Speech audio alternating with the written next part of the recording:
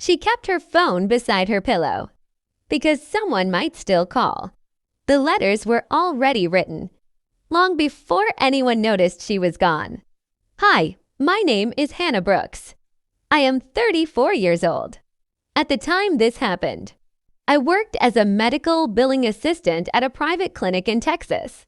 I lived alone, worked long hours, and like most people, I assumed family would always be there. The woman this story is about was my grandmother, Margaret Brooks.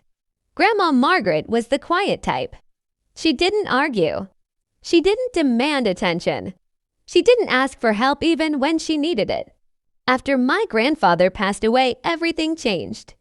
Her house became too quiet. Her voice became softer. Her calls became shorter. At first, she called everyone. Her son, my father. Her daughter, my aunt. Grandchildren. Relatives.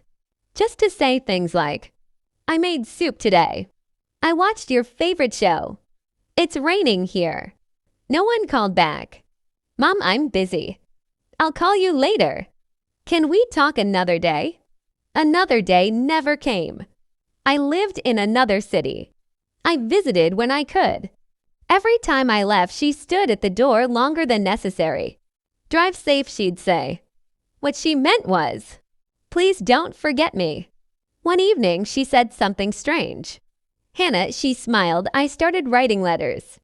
For who, I asked. For when I'm not here. I laughed nervously. Grandma, don't say that. She smiled again. I don't want to bother anyone later.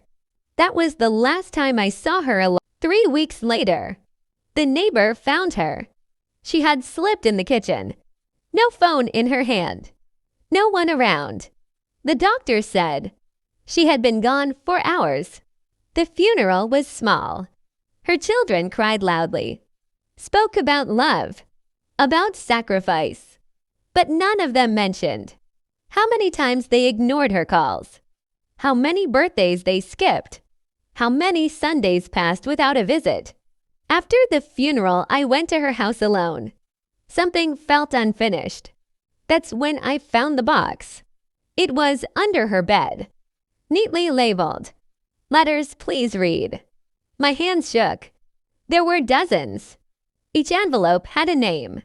The first letter was to my father. It read, I know you're busy.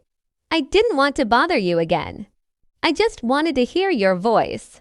The second letter was to my aunt. I see your photos online. You look happy.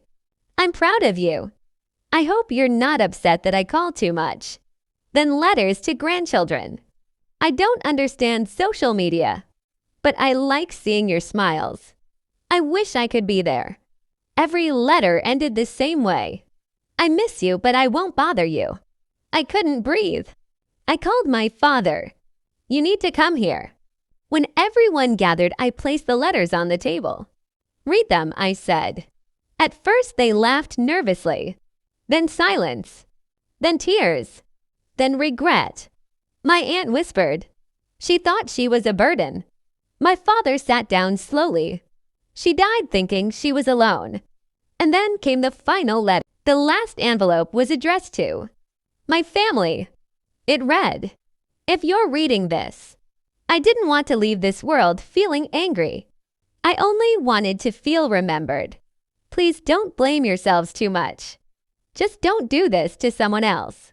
Love doesn't need time. It needs intention. No one spoke. That day, my family changed. Not loudly. Not dramatically. Quietly. My father deleted excuses from his life. My aunt stopped saying later.